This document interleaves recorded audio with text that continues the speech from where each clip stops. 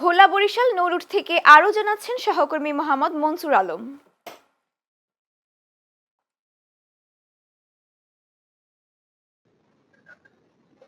জি, ধন্যবাদ। আপনি যেমনটা জানতে চেয়েছিলেন, আম, জ্বালানি তেল সংকটের কারণে ভোলা টু বরিশাল স্পিড বোট প্রায় বন্ধের পথে। এই গত 2 সপ্তাহ যাবৎ যে স্পিড বোট প্রায় জ্বালানি তেল সংকটের কারণে বন্ধ হওয়ার পথে। ভোলা টু বরিশাল নৌ রুটে চলাচলকারী স্পিড বোট সার্ভিস এখন গুরুতর জ্বালানি সংকটে পড়েছে, যার কারণে এই গুরুত্বপূর্ণ যোগাযোগ ব্যবস্থা প্রায় বন্ধ হওয়ার পথে।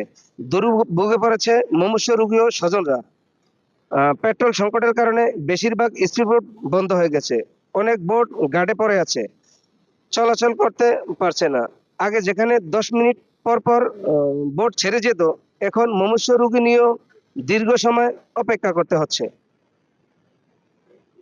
জ্বালানি সংকট শুধু পরিবহন নয়, স্বাস্থ্য সেবা, কর্মসংস্থান ও দৈনন্দিন জীবনকেও মারাত্মকভাবে প্রভাবিত করছে।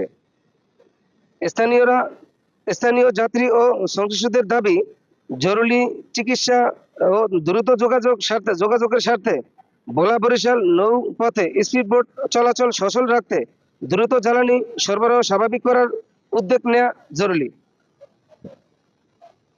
এবং ভোলা টু বরিশালের যে স্পিডবোট বন্ধ হওয়ার কারণে সাধারণ মানুষের দুর্ভোগের শিকার হচ্ছেন।